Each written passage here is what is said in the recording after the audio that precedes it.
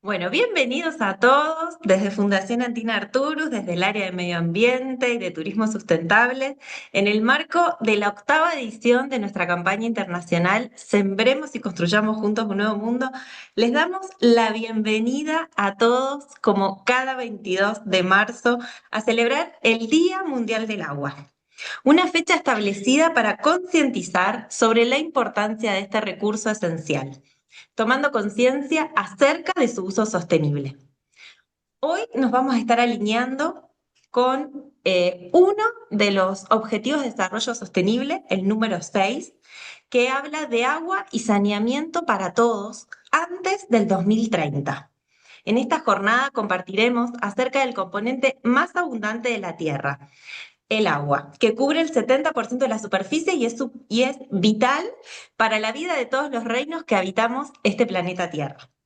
Demos la bienvenida a nuestra primera disertante, Sharon Allen Dale, licenciada en Ciencias Biológicas por la Universidad de Buenos Aires, donde se especializó en la ecología de agua dulce, estudiando el efecto de algunos herbicidas sobre las comunidades fitoplancton acuáticas fitoplanctónicas acuáticas. Actualmente es becaria doctoral del CONICET y realiza su doctorado en la Universidad Nacional del Comahue, en Bariloche, en la provincia de Río Negro, en Argentina.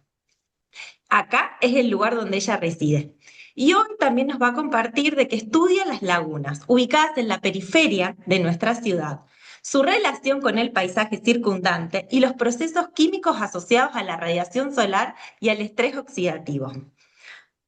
Así que le damos la bienvenida. Hola, ¿qué tal? Un gusto. Te hago una consulta, ¿tengo que compartir pantalla? ¿Puedo? Ay, permitir, compartir. ¿Se ve? Sí, sí. ¿Sí? Sí, se ve. Bueno, muchas gracias por la presentación. Bueno, yo hoy voy a hablar sobre el agua y sus beneficios, los beneficios que nos da a nosotros las personas en el contexto del Día Mundial del Agua. Bueno, como ya me nombraron, mi nombre es Sharon Alendole, soy becaria doctoral del CONICET, trabajo para el grupo de Ecología de Sistemas Acuáticos a Escala de Paisaje. Y bueno, en principio quisiera, bueno, repitiendo un poquito lo que estaba diciendo Lucía, que el 70% de la superficie del planeta Tierra está cubierta por agua, ¿sí? Y de este 70%, un 97% es agua marina, es agua salada, por lo tanto no la podemos consumir, ¿sí? Y solo un 3% corresponde al agua dulce, ¿sí? Que es la que nosotros podemos utilizar. A ver si pasa acá. Bueno, y de esto quería comentarles cómo es que utilizamos este agua dulce nosotros. Esta fuente está un poco desactualizada, necesitaríamos información un poco más nueva, pero aproximadamente un 70% del agua dulce que hay se utiliza en agricultura. ¿Sí? Y luego el 30% restante se utiliza tanto para la utilización industrial, para aguas residuales municipales y solamente un 3% que es este chiquitito acá, no sé si se ve mi mouse. Este 3% es el que nosotros utilizamos en nuestras casas, ¿sí? Entonces, bueno, la agricultura se lleva una gran parte del agua dulce utilizada en el planeta. Pero a lo que va esta charla es que el agua es un servicio ecosistémico que es fundamental para toda la vida en el planeta, digamos, y sobre todo para nosotros los humanos. Y quería hablar sobre qué son los servicios ecosistémicos, que son todos aquellos beneficios que los ecosistemas naturales y la naturaleza nos dan a nosotros las personas, ¿sí? Y voy a hablar sobre eso y sobre el agua particularmente. El agua actúa para nosotros como fuente de recursos, ¿sí? Se sabe que nosotros necesitamos tomar agua y que nosotros las personas somos aproximadamente un 60% de agua dependiendo del estadio de desarrollo que esté la persona, ya sea un niño, un adulto mayor o un adulto joven. Pero aproximadamente nosotros somos 60% agua y necesitamos consumir agua, ¿sí? Entonces necesitamos agua potable para consumo. Pero más allá de eso, también como este 70% del agua se utiliza para la agricultura y la producción de alimentos, también nos provee de alimentos, ¿sí? Entonces, sin agua tampoco tendríamos la comida que nosotros consumimos todos los días. Y después, desde un lugar quizá un poco más indirecto, la utilización industrial del agua nos da, por ejemplo, y este es un ejemplo, pero hay muchos otros ejemplos, el petróleo, porque el petróleo lo utilizamos, la nafta que utilizamos para movilizarnos en el colectivo o para ir de un lado al otro, utiliza gran parte de la producción del petróleo. Hoy en día, bueno, hablando de vaca muerta y el fracking, se utiliza muchísima agua, ¿sí? Para producir ese petróleo. Entonces, bueno, necesitamos, es una gran fuente de recursos para nosotros. Y después, bueno, desde los lados quizá que no son tan obvios, ¿sí? ¿Para que voy a achicar esto? Ahí. Nos da servicios culturales el agua, más, o sea, hablando sobre todo de acá de Bariloche. Acá hay una foto de Frei, no sé si hay gente que lo conoce, que ha venido a Bariloche, pero nos da servicios culturales, ¿sí? Desde el lado de que la naturaleza, y particularmente acá el agua, que hay cuerpos de agua tan transparentes, ¿sí? Nos proveen de espacios no solo para la recreación, el deporte, o sea que mejoran la salud nuestra y el disfrute también del paisaje entre distintas personas, sino también para el turismo. Y son importantísimos los cuerpos de agua acá en el turismo, y todo esto nos lleva a tener beneficios económicos, más allá de la salud, ¿verdad? Ay, qué cambio pasó. Ahí. Bueno, y por otro lado, desde el lado quizá más ecológico, lo que hacen distintos cuerpos de agua es regular, ¿sí? Regulan cierta parte del clima, ¿sí? Mediante regular el caudal de los ríos cuando hay muchísimas lluvias o mismo los glaciares cuando hay reducción en las precipitaciones en ciertos ciclos. Lo que hacen es como sustentar la falta de agua cuando hay falta de agua y al mismo tiempo cuando hay muchísima agua regular, ¿sí? También controlan las inundaciones, los humedales, digo, como que dan distintos servicios que nosotros nos benefician desde todos lados, sobre todo el agua. Y como para cerrar un poco esta parte de los servicios ecosistémicos, quería decir que, bueno, tanto los lagos, los ríos, también los arroyos y los glaciares, no solo contienen agua, sino que también regulan muchísimos procesos ecológicos, al mismo tiempo también el ciclo del carbono, el ciclo del agua, que sostienen la biodiversidad y brindan beneficios que son fundamentales para nuestra salud, también para la economía regional, en este caso hablando de Bariloche, y para la calidad de vida de las personas. ¿Sí? Bueno, acá hay una imagen de parcialmente lo que hacemos cuando vamos a los distintos cuerpos de agua, nosotras. Yo particularmente en mi doctorado lo que he hecho en uno de los objetivos, tengo varios objetivos, pero uno de ellos, era ir a dos cuerpos de agua, el Trébol y el Escondido, durante un año y medio todos los meses. ¿Sí? Y todos los meses iba a estos dos cuerpos de agua que se encuentran en el circuito chico en Bariloche. Y lo que hacíamos era tomar muestras de agua, sacar agua con esta botellita que se ve acá, ¿sí? Que contiene 4 litros, ¿sí? Y ese agua lo que hacíamos era guardarla y llevarla al laboratorio. Sacábamos también desde la superficie del agua hasta el fondo, en los dos lagos una vez por mes. O sea que estuvimos yendo durante un año y medio a los lagos a ver, luego ir al laboratorio y sacar parámetros químicos, físicos, el nitrógeno, el carbono.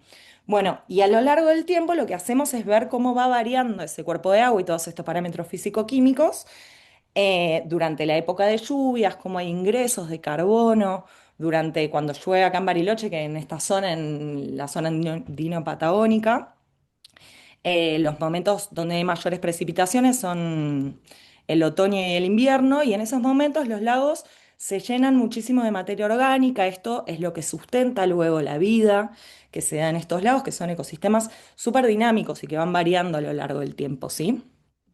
Y bueno, les quería contar esta particularidad que en el contexto de ir todos los meses, un febrero cuando hacía calor, acá es verano, nos encontramos con esta pequeña señora que se llama medusa de agua dulce, ¿sí? Craspedacusta sowerbi es el nombre científico, ¿sí? Que es una especie exótica que no estaba registrada en la zona, había habido, perdón, avistamientos, pero no estaba formalmente registrada, la gente no sabía que estaba, y nosotros la encontramos dentro del contexto de hacer ciencia básica y de investigar los lagos y encontramos esta especie exótica. que, bueno, acá hay un poco de información al respecto porque generó bastante curiosidad en la región, tanto en Neuquén como acá en Bariloche. Y quería dar un poco de información sobre esta especie exótica, que es una problemática, las especies exóticas, todo acá en Bariloche y en toda la Patagonia, en el Parque Nacional Nahuel Huapi directamente. Es una especie que es originaria de Asia, que hay un mapa y se ve la zona donde es originaria, la especie, sí, los puntitos amarillos son los casos en su zona de nativa, digamos, en su región nativa.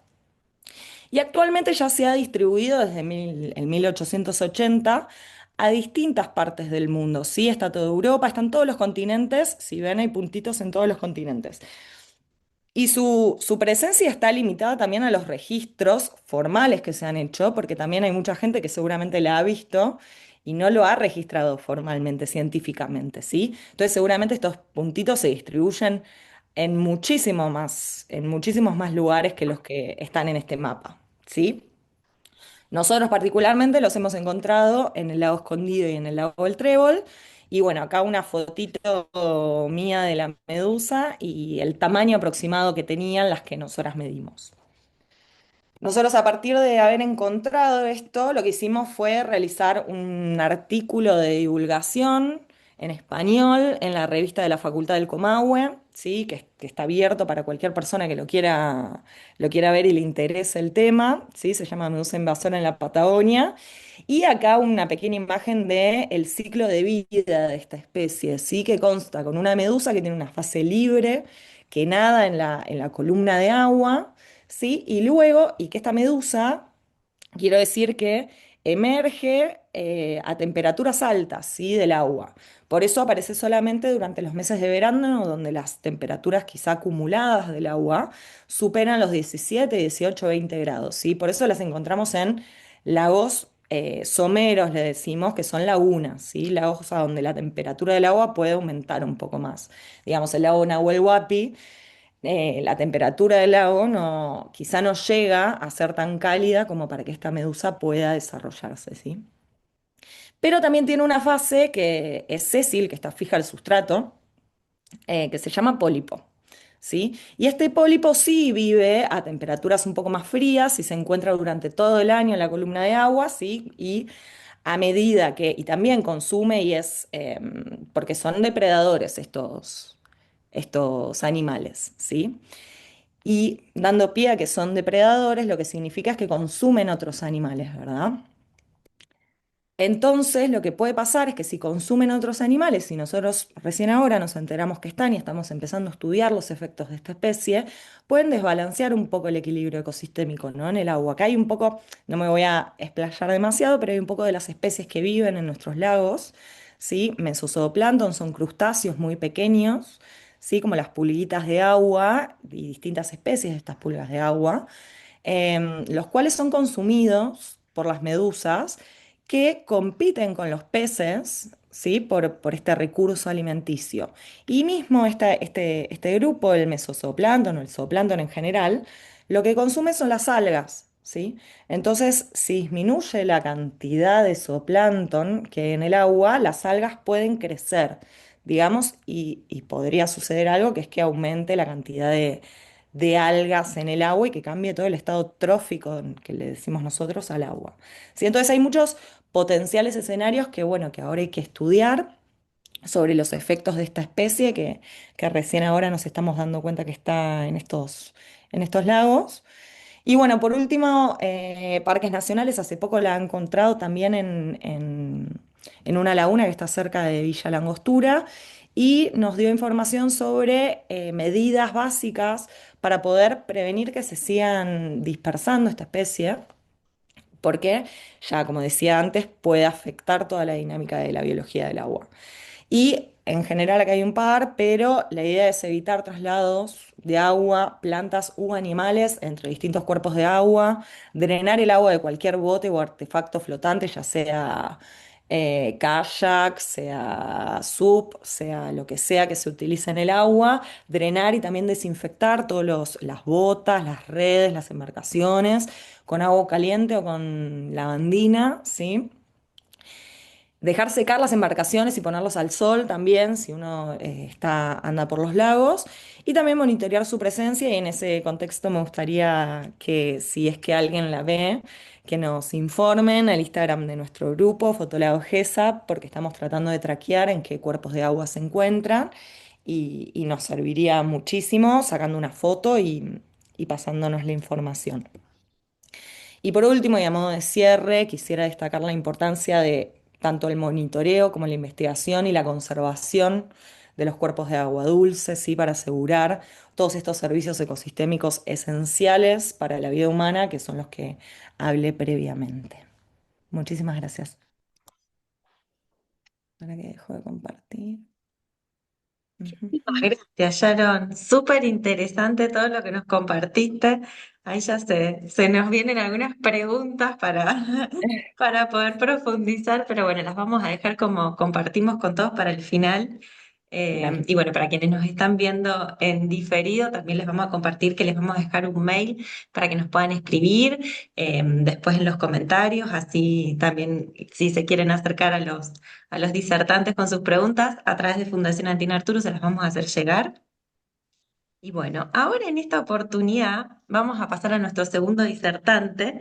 Vamos a presentar a Iván Estamati, que es ingeniero agrónomo. Él es recibido de la Universidad Nacional de Rosario, un colega y compañero de la facultad, así que una alegría inmensa volver a reencontrarnos en esta oportunidad. Bueno, él es socio de la empresa familiar Estamati Sistemas de Riego. Es una organización familiar que presenta 30 años de trayectoria en la ciudad de Rosario y en la región del litoral, dentro también de la provincia de Santa Fe, de nuestra querida Argentina.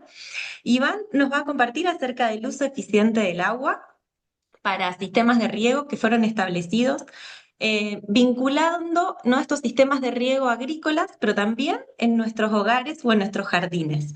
Sí, nos va a compartir algunas experiencias de la ciudad de Rosario, así también como de esta región litoraleña, que también, bueno, actualmente es su lugar de residencia. Así que Iván, te damos la bienvenida. Muchísimas gracias. Buenos días, muchas gracias a ustedes por la invitación. Eh, es un día importante, que muchas veces por ahí nos consultan, de celebración, pero también nos parece una buena oportunidad para concientizar, para difundir, ¿sí? Y para también generar acciones. Ojalá que después de esta charla logremos sembrar algunas semillitas y por qué no regarlas también y que, bueno, se disparen lindas acciones. Voy a compartir pantalla. Ahí se ve bien. Sí, ¿no? Perfecto. Buenísimo. Un poco en línea con lo que decía Sharon antes, nuestro punto de partida acá en la charla va a ser cómo se usa el agua por parte del ser humano. Mis estadísticas son un poco más duras todavía con la agricultura, ¿sí? Cerca del 80% de todo el agua que consumimos está destinada al agro. Y este es un punto importante porque muchas veces se ve el riego como un gasto. Y yo los invito hoy a cambiar ese paradigma, ¿sí? Y realmente verlo de otra manera, ¿sí? Hoy vengo a proponerles de ver cómo el riego, en realidad el riego técnico no gasta, sino que la termina protegiendo, ¿sí?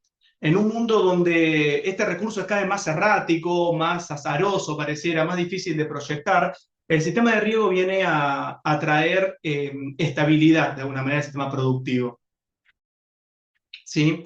Y a enseñar el uso correcto o eficiente del agua para poder potenciar. Una estadística que para mí es muy gráfica es repasar que solamente el 20% de toda la superficie destinada a la producción agrícola tiene riego, ¿sí? Y produce el 40% del total de los alimentos en el mundo. O sea que un quinto del área, que es la que tiene riego, ¿sí?, produce casi la mitad de los alimentos. Entonces, esto me parece que nos grafica cómo una buena gestión del agua puede cuidar mucho al ambiente, ¿sí? Porque podemos tranquilamente reducir el área destinada al agro o producir más alimentos, que hoy por hoy entiendo que no es el principal debate, seguir produciendo más, más y más, sino hacerlo mejor, distribuirlo mejor, ¿sí? Dentro de las formas en que podemos usar el agua para regar, la más antigua y la más ineficiente es lo que viene a ser el riego manual artesanal, Como bien me decía Lucía en la introducción, nosotros nos especializamos en todo tipo de sistemas de riego, desde un jardín, un cantero de flores, un campo deportivo o un área productiva, hasta incluso industria, ¿sí? Y en todos esos espacios manejamos la misma lógica, ¿sí? Ser muy responsables en el uso del agua y evitar el derroche. Derroche que incluso afecta a otras cuestiones, ¿sí? Como la energética, ¿sí? Por ese bombeo, la económica, por tener recursos sobredimensionados para todo eso. Entonces, hasta incluso es transversal a otros espacios, ¿sí?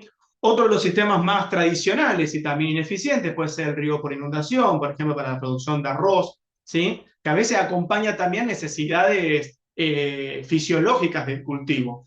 Pero otro, por ejemplo, también muy derrochador de alguna manera es lo que es el riego por inundación o surcos, que tiene lógicamente la fortaleza de lo tradicional, de lo que se fue heredando durante muchas generaciones, lo que uno sabe hacer porque se lo enseñó el padre, porque lo hizo el abuelo, y porque tiene un requerimiento de infraestructura muy bajo y de conocimiento bajo para la aplicación. ¿Sí?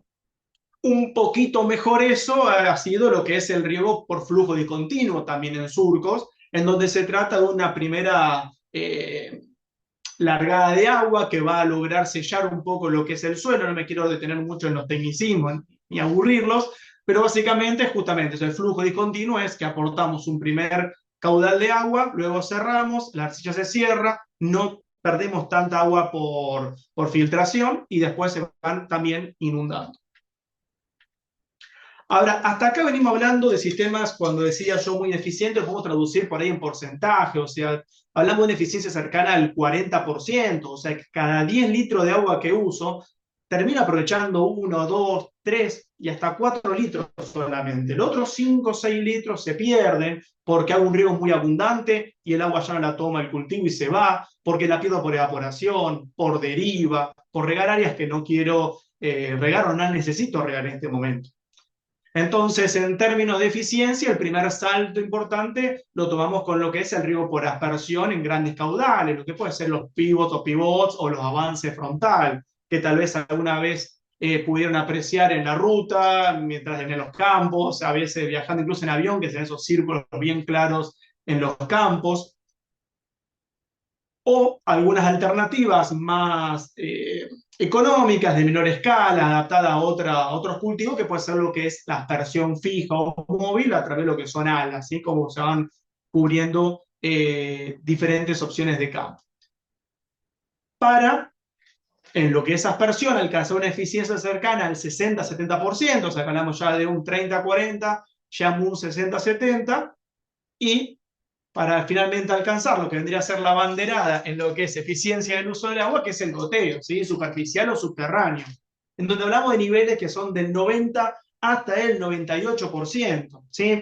¿Por qué? Y porque un río por goteo es muy preciso el uso del agua, no hay pérdidas por deriva, las pérdidas por evaporación son notablemente bajas, la localización es extrema, o sea, directamente la gota cae al pie de la planta. Y cuando hablamos de subterráneo, en donde ni siquiera está expuesto el agua a la acción del sol directa, las pérdidas por evaporación son casi nulas. Por eso hablamos de un porcentaje cercano al 98-99%. ¿Sí? En cuanto a los sistemas de riego, se pueden clasificar, un poco como hablamos antes, por el método de aplicación y hay un montón de clasificaciones. Una que a mí me gusta es el objetivo final, ¿para qué regamos?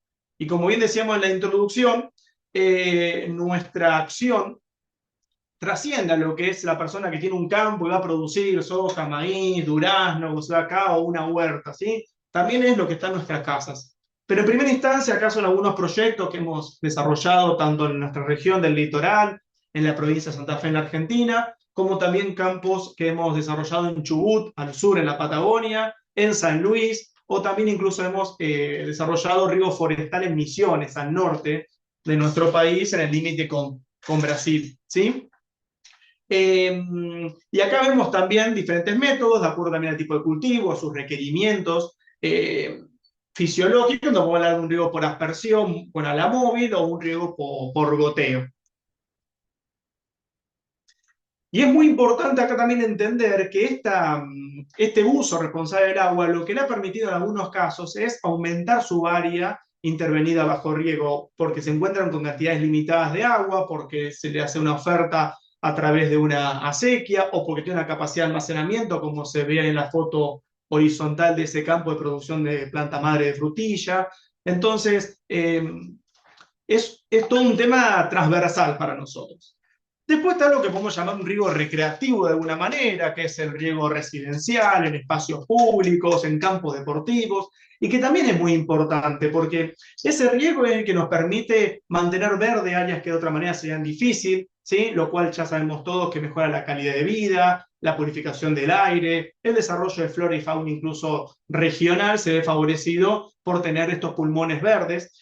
E incluso una cuestión de seguridad. En muchos lugares, asegurarse de tener áreas verdes son microbarreras contra incendios forestales. Nosotros acá en los humedales del Paraná hemos tenido muchos episodios, sobre todo en los últimos años, y bueno, hemos tenido también clientes particulares con casa en la isla que han decidido tener riego tomando agua del río, teniendo la disponibilidad, un agua de excelente calidad, bombeada con energía solar, porque por ahí la producción es todo un tema, y han permitido tener un pulmón verde que le da un poco más de tranquilidad frente a estas tragedias, ¿sí? Y otro punto muy interesante en lo que es el uso de agua para riego es la disposición final de aguas tratadas, ¿sí? Es un tema en el que hemos trabajado mucho y que nos permite justamente en este marco tener un uso mucho más responsable de agua que termina siendo un subproducto de diferentes tipos de procesos en un montón de industrias y que una vez tratadas por los especialistas en el tema, que cumplen los estándares que definen los entes reguladores y los profesionales del tema, en vez de disponerse nuevamente en cuerpos de agua o a veces lo están circulando para que simplemente se evapore, se le puede dar un valor agregado muy interesante que es la aplicación en el terreno, ¿sí? No los quiero aburrir mucho del tema porque la verdad es que es tan profundo que ameritaría una charla entera esto. Tiene muchas aristas muy interesantes, pero bueno, lo que se propone en estos casos a veces es reducir el vertido a cero y reutilizar de manera interna ese 100% del agua que se produce. ¿Mm? Dentro de las aplicaciones posibles puede ser justamente regar el área verde de esa fábrica o industria, aplacar polvos en caminos, que a veces es una problemática que se va generando, mantener espacios verdes que a veces son de interés productivo, tener espacios recreativos. Tenemos una industria que ha decidido con ese agua regar una cancha de fútbol que es para que jueguen después o desarrollen actividades el personal mismo de la planta, o cultivos ya sean para el proceso productivo o extraños, cortinas forestales, etcétera, ¿sí? Dentro de los beneficios de esa reutilización del agua, podemos hablar que el suelo queda como un testigo indiscutido de esa calidad, que a veces lo que hemos charlado incluso con entes reguladores en su momento acá en la provincia es también, cuando vos tenés una canilla abierta a un cuerpo de agua, se vuelve a veces medio difícil ese control, porque vos puede estar todo bien ese día y al día siguiente cuando el ente se fue, se abre otra canilla, ¿sí? Entonces, y esas cosas hay que ser realistas que ocurren. Entonces, bueno, cuando esa agua se vierta al suelo, no hay lugar para especulaciones o para picardías, ¿sí? Por eso también decimos que no es posible el vertido clandestino, porque está cerrado, entonces tenés que dejarlo en tu espacio. Y también le da mucho beneficio, creemos nosotros, a esa empresa, ¿sí? Donde le da un perfil comprometido con el ambiente, creemos que está bueno. Permite transformar lo que puede ser una debilidad, un gasto, en una fortaleza, convertir obviamente ese agua o ese desecho en verde, en naturaleza, en aire puro. De hecho, una de las empresas con las que trabajamos acá en la región, de la industria metalmecánica, terminó creando un ecosistema con aves nativas también y vegetación nativa y generando un microclima muy interesante de algo, insisto, que antes era un problema. Y estos son algunos casos testigos donde hemos trabajado con, no sé si ya a ver, ahí está, en esta industria de acá hemos logrado liberar 80 metros cúbicos día de agua, que aparte, insisto, es agua que se evita de tomar de la napa o de otro cuerpo de agua y priorizarla para usos por ahí más importantes como puede ser el consumo humano, ¿sí? Acá tenemos otra planta en Córdoba con 40 metros cúbicos día, ¿sí? Esta es otra en la provincia de San Luis. Y acá tenemos la metalmecánica que les decía, acá cerca de Rosario. ¿Mm? Entonces, estos son los cuerpos de agua que se tomaba, que son los recuadros rojos, y en los puntos verdes donde se dispuso todo ese agua, mejorando notablemente la imagen del lugar y la seguridad también, insisto, porque, bueno, como lo hablaba antes con los incendios forestales o los humedales, en cualquier lugar, digamos, no está exento de un posible incendio. Y en industria, donde se controla mucho el tema de la seguridad, mantenerlo todo completamente verde es una tranquilidad adicional.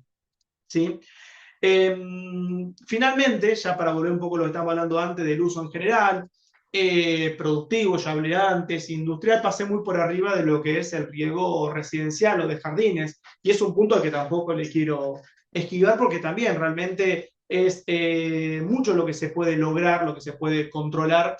Eh, Cuando uno lo hace casero, por ahí conectando una manguera que la dejan prendida y abierta libremente para que inunde el lugar una vez cada tanto, o ponen el famoso sapito que uno compra y queda funcionando mucho tiempo.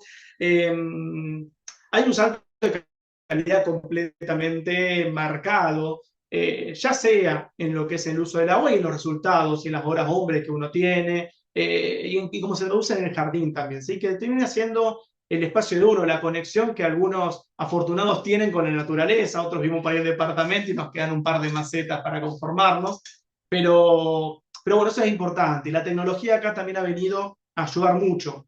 Ayuda mucho con lo que es el sistema automático, donde uno puede programar momentos para regar, buscar de evitar los momentos de mayor ineficiencia, cuando tal vez el sol está más activo, cuando hay mucho viento, para asegurarme, insisto, que cada gota llegue a su destino, por lo menos la mayor cantidad. Sensores como sensores de humedad gráfico para ver el nivel de humedad en el suelo, o sensores de lluvia, permiten mantener un uso muy inteligente del agua, evitando su uso cuando no se requiere, ¿sí? E incluso mejorando las capacidades a veces que el propio ser humano tiene para determinar si con lo que llovió ayer es suficiente o no para regar hoy. Entonces, bueno, esa tecnología viene a ser muy importante. Y ya hace unos años disponemos de sensores remotos que permiten detectar el consumo de agua en tiempo real. Entonces, eso nos va a permitir también actuar frente a roturas, por ejemplo, ¿sí? Ese es otro punto interesante, porque hace un tiempo atrás, cuando teníamos la tecnología de manejo a distancia, el celular, el wifi, esas cuestiones, por ahí un caño se rompía y el productor, el dueño, se enteraba a la semana que el agua estaba yéndose para otro lado, con consumos mucho más altos y no usándose para lo que se requiere. Entonces hoy la tecnología viene a ayudar mucho en eso, y en el instante en que se determina algo, suena una alerta o se plantea directamente una acción, el riego se interrumpe y evitamos el derroche de agua. Así que bueno, un poco eso era la idea por lo menos de mi charla, de invitarlos a pensar el riego de otra manera, de un uso muy responsable, eh, para cuidarla, para protegerla, para guardarla para generaciones futuras, y también para potenciar lo que hoy estamos haciendo, que se puede hacer incluso mucho mejor.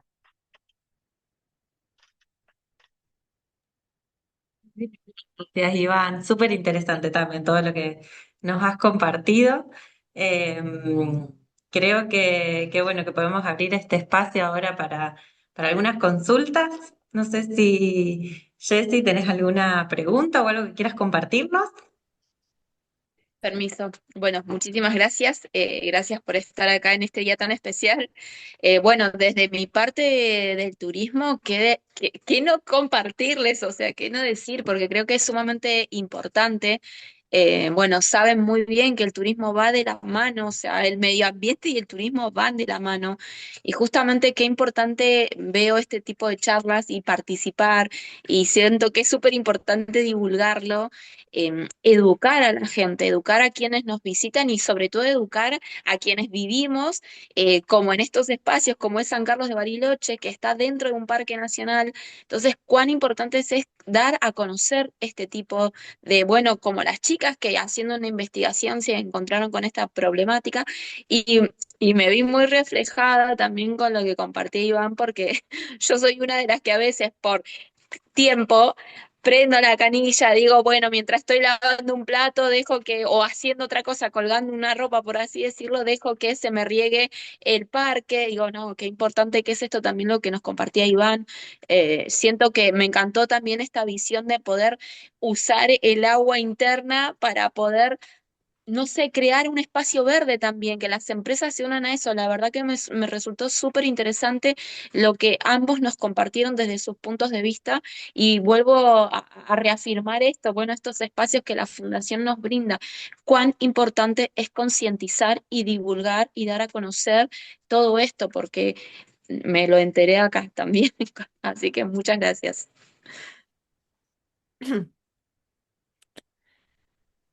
Gracias a vos. Yo, Iván, tengo un par de dudas. Me pareció súper interesante el punto de vista eso más productivo y quizá más ecológico.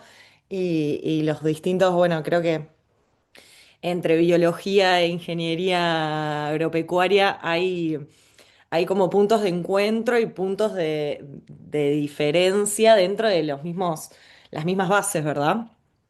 Eh, Mi pregunta es la reutilización del agua, ¿viste? Que estamos hablando de la utilización del agua para la industria y poder reutilizar todo ese agua que quizás se va de distintas formas. Yo desde mi ignorancia de la industria completamente, em, esas aguas quizá a veces no están de alguna forma contaminadas y quizá no se pueden utilizar. Yo lo pienso desde distintas industrias, ¿no? Mismo desde el agro, yo he estudiado, como contaba Lucía, he estudiado el efecto del glifosato, que como ustedes ya lo conocen, sobre cuerpos de agua, ¿verdad? Porque pasa muchísimo que se utiliza mucho en la zona pampeana y hay muchos cuerpos de agua, lagunas, someras por esa zona, y que se entraron a eutrofizar muchísimo. Ustedes deben saber que el glifosato tiene mucho fósforo, entonces aporta fósforo a los cuerpos de agua, entonces, bueno. Eso, y hablando de lo que vos me venías diciendo, como mechando las dos cosas, ¿no? El agua que se utiliza en industria, yo me imagino que debe tener ciertos compuestos que la deben hacer compleja de reutilizar para ciertas cosas, mismo el agua de la canilla que nosotros usamos para lavar los platos, digo. Eh, Totalmente. Sí, sí, totalmente. Sí, por eso les decía antes, nosotros no nos especializamos en lo que es el tratamiento del agua, sino en la disposición final, donde hay entes reguladores. Acá en la provincia de Santa Fe hay muchos controles respecto a cómo es la calidad de agua que van generando esto residual antes de tirar a cualquier cuerpo de agua. Y lo que decimos es, ok, cuando esté el visto bueno de que esa agua está apta, se puede aplicar al suelo. Sí, dos puntos importantes que mencionabas vos recién, que se disparan de esto, es primero que el agua tiene diferentes características, diferentes aptitudes, entonces lo que puede ser agua disponible para regar, obviamente no es el mismo agua que para consumir, o no es la misma exigencia para un cuerpo de agua que para un suelo. Pero sí es un punto muy importante controlarla. Nosotros también trabajamos cuando eso ya está certificado de que está en condiciones de poder aplicarse. No soy profesional en el tema del tratamiento, pero sé que se le hacen diferentes etapas a partir de usarlo, de trabajar en lagunas donde intervienen diferentes componentes, primero mezcla con diferentes calidades de agua, después hacen ciertos, llaman como pistones, donde el agua se va estacionando para generar ciertos precipitados, después trabajan mucho con la remediación biológica a través de diferentes tipos de vegetación, y nosotros también aplicamos filtrados, pero no son tan orgánicos, sino más bien inorgánicos para contener arenilla, limo, o esas cuestiones que puede haber en cuerpos de agua superficiales, pero sin duda que es un punto muy, muy importante. Por eso también el hecho de plantear el suelo como un testigo es un dato no menor a lo que vos planteas también. Es tu suelo el que va a demostrar si lo que estás aplicando es correcto o no, verso, insisto, volcar el agua al río Paraná, ¿sí? Lo cual es tan majestuoso, es el río más caudaloso del mundo. Para el que no lo conoce, muchas veces lo interpretan o lo confunden, sobre todo en la zona más cercana a Buenos Aires, con un océano, porque uno no ve del otro lado. Y bueno, para mí que nací al lado de ese río me parece algo normal, pero cuando uno estudia un poco, analiza, viaja, dimensiona lo afortunados que es tener ese cuerpo, pero también es peligroso, porque creemos que porque pasa tanta agua, todo chupa y ningún efecto es malo. Entonces, eso genera un doble desafío. Entonces, también esto, las industrias dicen, bueno, mira todo el agua que pasa, tiene un poquito de agua y no hace nada. no hace mucho. Entonces también en tu suelo nos va a poder ver en tiempo real, porque una vez que lo tiraste y pasó, con el volumen del caudal de agua impresionante que pasa, uno no se entera hasta que es tarde. Entonces ese punto es interesante. Y Gracias. ahí, sumar también no solo el suelo va a ser el testigo, sino las mismas plantas. También ellas nos van a estar Totalmente. diciendo, o sea, en base a su fisiología vegetal exterior, digamos, a ver qué síntomas, o sea, qué nutrientes están absorbiendo, cuáles no, cuáles está faltando, su etapa de crecimiento y de desarrollo, ¿no? Tal cual. Y un punto que antes no mencioné en lo que es reutilización de agua, porque me centré un poco más en lo que es industria, pero algo que cada vez se implementa más es la utilización de agua de lluvia para riego, ¿sí? Es un punto muy interesante. En nuestra región, también por los costos de los servicios y la disponibilidad que tenemos de agua, no es algo, una práctica muy habitual, ¿sí? Uno se va hacia otras regiones del planeta en donde el agua realmente es un bien muy escaso y muy caro de conseguir, entonces esa herramienta es muy implementada.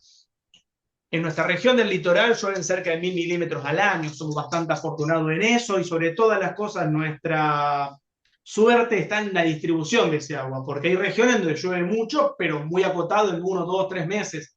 Y aún así, acá con una buena distribución, el riego con esta fuente es cada vez más valorada. Por sobre todas las cosas, y para mí lo más interesante, no es tanto por lo económico, no es tanto sí, por los números, sino por conciencia, porque es algo que cada vez se valora más. Y eso me parece que es lo más lindo de esa motivación. ¿Mm? Y aportando un poco a esto del agua de lluvia, también decir que esa utilización del agua de lluvia va a depender de si el ambiente está muy habitado, con el aire que hay en donde se quiere utilizar, ¿verdad? Yo no sé si uno lo estudia en la facultad y supone que todo el mundo lo sabe, pero es verdad que en zonas contaminadas, con aire contaminado, se genera este fenómeno que se llama lluvia ácida. ¿Sí? Entonces ese agua quizá no se podría utilizar en una ciudad, pero sí en una zona más rural, a donde quizá el aire está más puro. Entonces, bueno, va a depender de la zona donde se quiera hacer, ¿verdad?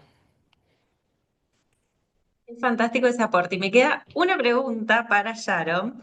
Cuando nos invitaste a todos a que si visitábamos la Patagonia, Argentina, y los cuerpos de agua, y queríamos documentar si veíamos una medusa.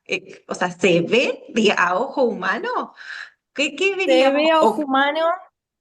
Miden lo que una moneda de un peso mediría aproximadamente, entonces son bastante pequeñas y son transparentes, o sea que hay que mirar, pero es verdad que hay gente que se las ha encontrado y claramente si te encontrás un bicho así de raro, quizás para el agua dulce directamente, si uno puede sacar una foto, si es que la ves, muchas veces nosotros lo encontramos en el centro del cuerpo de agua. Entonces la gente que va quizá a la orilla no la encuentra, pero va a depender de la abundancia de la medusa. Entonces, eso, invitamos a la gente que si es que alguien la ve o está buena ahora, ya se viene el invierno, entonces ya no hay tanta gente, digamos, metiéndose a los cuerpos de agua y mismo las medusas no están porque no hace el calor que hace en el verano.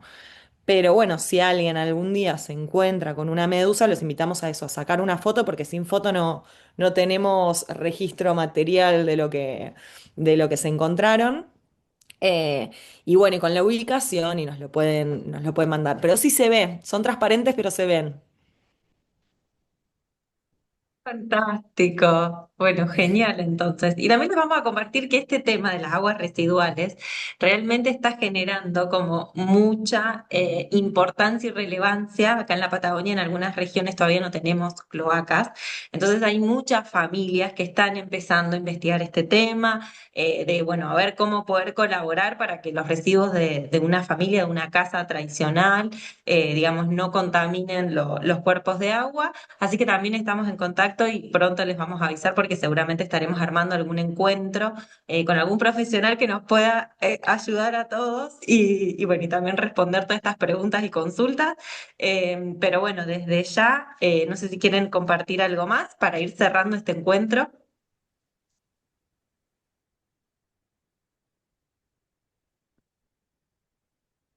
Yo de parte de ella hablé un montón, parece.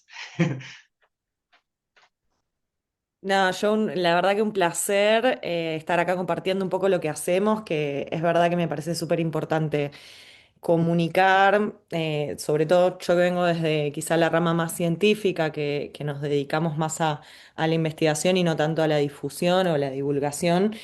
Estas instancias a donde uno quizá puede compartir un poco del conocimiento que va generando. Me parecen súper importantes y sobre todo destacar la importancia del agua, sobre todo en el contexto de hoy en día, que estamos luchando por el tema de los glaciares, ¿sí? La importancia del cuidado de las aguas naturales, ¿sí? Continentales sobre todo.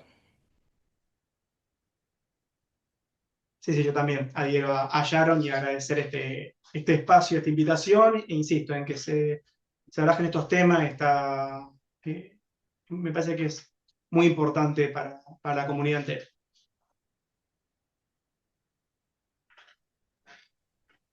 Bueno, y desde Fundación Antina Artur les queremos agradecer infinitamente a la presidenta, a la fundadora de esta institución, que es siempre el motor principal, quien nos invita, nos motiva para que podamos seguir investigando, para que nos unamos entre todos, ¿sí? Con nuestras diferentes carreras, con nuestras diferentes visiones, los diferentes espacios. Bueno, en esta oportunidad estamos todos en Argentina, pero bueno, ¿por qué no? De a poco también ir sumando desde otros lugares del mundo, escucharnos, y bueno, y estos espacios que son para eso, para unirnos, para escucharnos, para conocernos, para divulgar todo lo que las personas estamos haciendo, generando vínculos. Así que desde ya infinitas gracias a todos por sumarse, ser parte, y bueno, y como dice nuestra campaña, sigamos sembrando y construyendo juntos un nuevo mundo. Así que muchísimas gracias a todos. Ya saben, nos van a poder dejar todos los comentarios, toda la información. Si quieren establecer vínculo con cualquiera de los dos disertantes, ahí les va a estar el link abajo para que nos puedan escribir por mail o nos sigan en las redes y nos den muchos likes. Muchísimas Así que gracias. bueno, gracias a Un todos. placer. Chao, chao. Adiós.